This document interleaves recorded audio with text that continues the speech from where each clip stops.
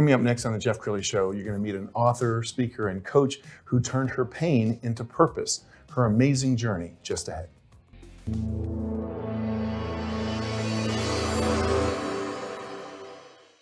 Many are predicting that the worst is yet to come, which is unfortunate, said one person here.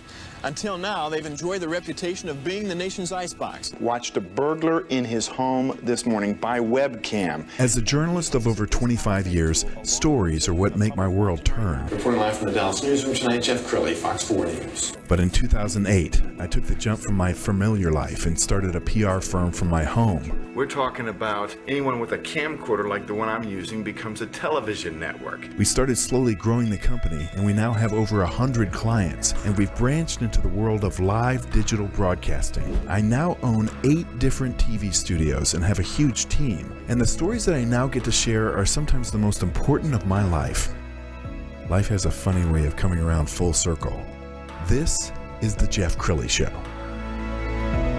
Well, if you think about it, life is about adversity, and it's not how many times you get knocked down, it's how many times you get up. We all know that because of the pandemic. We all got knocked down for a good long time, and some people are still living in that nightmare and have never gotten back up. To talk about that today, Missy Ashton. She's a speaker, author. She's my friend, and she's in the studio today. Thanks for coming on the show. Thank you so much for having me. I'm thrilled to be here. Absolutely, and I know you're a strong Christian. My father and brother are both ministers, and so I want you to share your faith, but I also want you to share your story, because some people would look at you and say, well, it must be nice to be born with a silver spoon in your mouth. She's beautiful, she's intelligent, no adversity, but that's not the case, is it?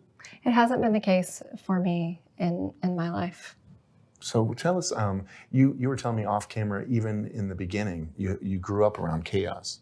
I did. Our home, it was very chaotic at times. There was elements that was loving and normal, but there was also a lot of chaotic. We lived in a country club, golf course, neighborhood, but our home was very much unpredictable and a lot of chaos, a lot of not knowing what to expect. There was addictions, a lot of fighting. And as I grew older, I have 4 younger brothers, and the older we got, the more exponentially that chaos grew and became harder and harder. And you're a mom of 6, so tell me how your upbringing changed the way you parented. Well, I decided when I was quite a bit younger, maybe even probably around the age of 16, that I wanted a different life for myself. I wanted a family that was calm and peaceful and safe. And I decided that I was going to be different. And I think that decision really helped other decisions that I made moving forward. And you mentioned faith. I would say that that's been central in my life throughout all of it. And my husband and I, as we've raised our children, we've had a structure of faith together and in our lives with our children. And that's one thing, and the biggest thing that has made such a difference. So, Missy, you were telling me just before the show that you had a horrible tragedy involving your son. Yes, we were had just moved to a new state, and we had just started baseball practice for our son. It was the very first practice, and we went. I had 2 other little boys at the time. Just a normal day, went to baseball practice. On the way home, he was going to go with my cousin and some friends to the roller rink. Regular, nothing out of the ordinary. I went home to get dinner ready, and I got a phone call that the kids had been in a very serious accident, and Travis suffered a very traumatic brain injury. At that time, his prognosis was that if he lived, if he ever came out of a coma, that he would be a vegetable. Wow. Tell me about how that tested your faith at the time. At the time, of course, this is like a parent's nightmare that you don't ever want to hear or find yourself in the middle of. But I continued to have a calming presence and feeling, and I would feel like the Lord was talking to me and telling me things like, he is going to be healed. He is going to be okay. I'm with you.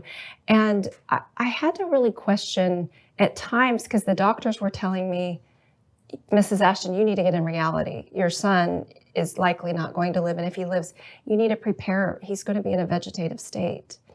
And so I really had to decide whose voice and which voices that I was going to put my faith in and listen to. And ultimately, it was that inner voice, which I believe is the voice of God, that I really tuned in and listened to and drew my strength from. And give us an update on your son. So that's been quite a few years ago. Travis, I'll tell you what he cannot do. He's not able to speak. He doesn't have a lot of use of his right side of his body, his right arm. What he can do is he can communicate very well. He's cognitive. He's very funny. He has all of his memories, short and long term. He plays golf several times a week, and he's actually a really good one-handed golfer. He really lives a full life, and he lives at home with us. He's defied so many odds and really taught me a lot in life. He's taught me a lot about faith. I love that. And I love what you put on social media. And I urge everybody to go to her social medias, the YouTubes, the Facebooks, and look at some of her videos. You did one for Thanksgiving about gratitude. Let's go ahead and roll that. Hi, y'all. I have been talking about gratitude a lot this week, but I wanted to dive a little deeper and talk about there's 3 elements that are really important to really cultivate gratitude and the power of it and what it can bring in our life. One is to acknowledge all the things that we're grateful for, and we can do that journaling. We can say them in our prayers. There's different ways to acknowledge. The second thing that is so important is it's an action word.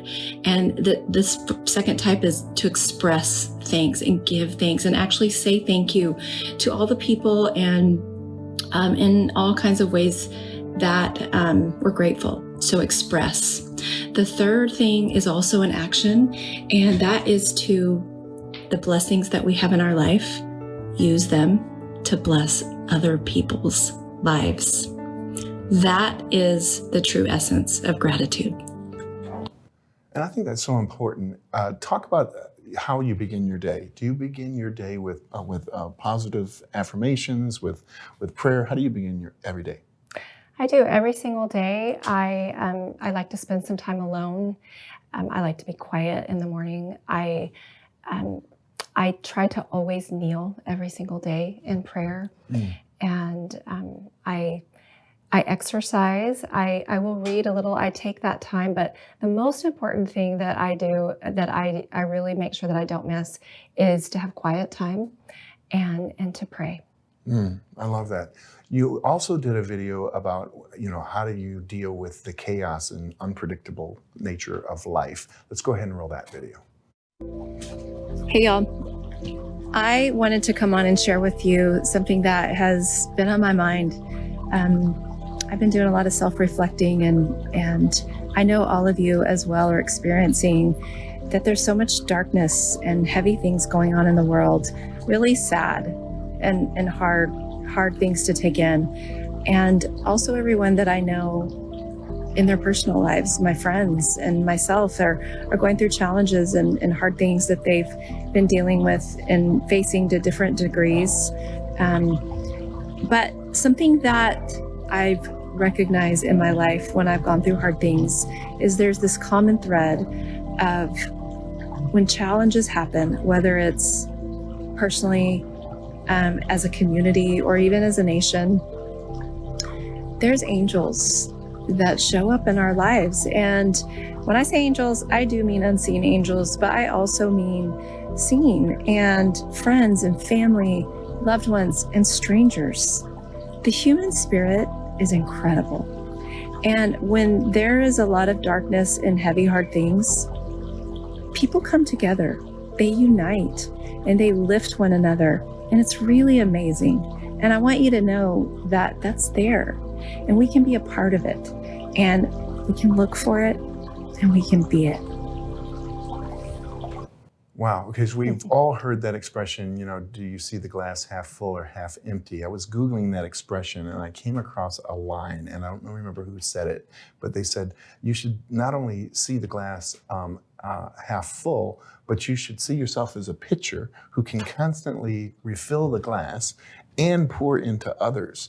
Talk about the importance of how you retrain your brain. I love that. And something that I really learned is that, as you know, when we talked about that Travis, he was like a vegetable when he woke up from a coma and he couldn't use any part of his body. And we spent years helping him retrain his brain. And I, at one point in my life, had this epiphany that I could do the same thing and that we can really all do the same thing. And we can retrain our brain and neural pathways to where we do see positive and we see the good, and we also can see the blessings and the tender mercies that come into our lives. We can notice that. Even something that I work myself on is noticing beauty. If we train our brains to notice beauty, we see it every day. And there's so much beauty around. Yes. There's so much to be thankful for. I believe that God is in the details of our lives, and that his hand is in our lives, even when we don't realize it. But if we train our brain to notice it, we notice it. Yes. And we do see it. And then it becomes this abundance of we feel blessed. And then once we begin to feel that way, when we do feel abundance, we can share that abundance and we have the opportunity to bless other people's lives. Let's also talk about the importance of surrounding yourself with positive people, because we all know people, and sometimes it's a loved one even, that every time you see them, they're dragging you down. Yes. So how do you deal with negative people? Well, I try to stay positive myself, and there's a term that I say, and I learned this from someone else, but it's the ditch of misery and woe. And some people just want you to get in the ditch of misery and woe. And so I want to have compassion for people, and we're all in that ditch sometimes, that we find ourselves in it, but I don't want to stay in it.